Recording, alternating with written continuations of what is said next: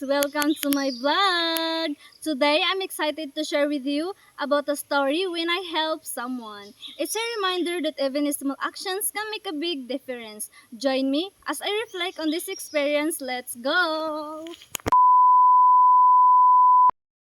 Story time. When I was first year college, since malapit lang naman po ang bahay namin here sa Rojas, every Friday nagde-decide po ako na umuwi sa amin.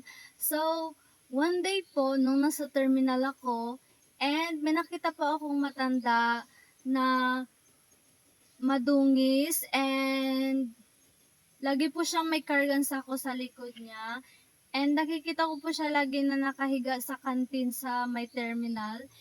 And dahil nga po I'm a very soft-hearted person and madali po ako maawa sa kanya. And lagi ko po kasi naiisip, what if parents ko yon.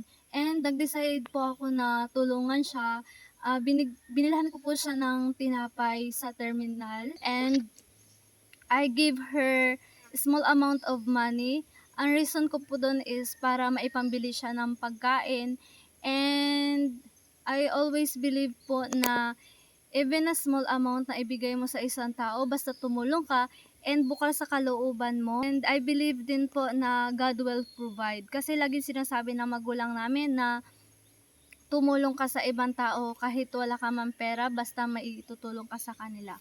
And hindi ko lang naman po siya isang beses ginawa, kundi kapag nakikita ko po siya dyan sa daan na may dala-dala pong sako. And lastly po ay may pamilya po na tinulungan kami and kasama po ako doon na tumulong nung bagyong Odette po dahil nasalanta tayo ng bagyo. And yung pamilya po na yun ay lahat po ng gamit nila dahil nga po nakatira sila malapit sa ilog, nasama po ang bahay nila sa baha. So, ang mga gamit po namin sa bahay and mga damit na hindi na rin po nagagamit ay nag-decide po ang pili namin and ako na ibigay po sa kanila dahil kailangan po nila yon. Let us spread kindness and inspire each other.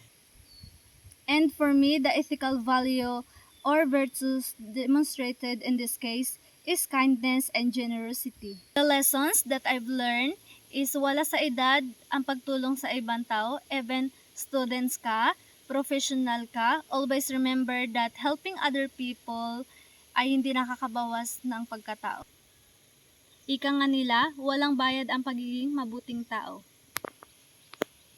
This experience influenced my future actions by continuing to look for ways to give back and make a positive impact. Please subscribe and don't forget to like and share. God bless!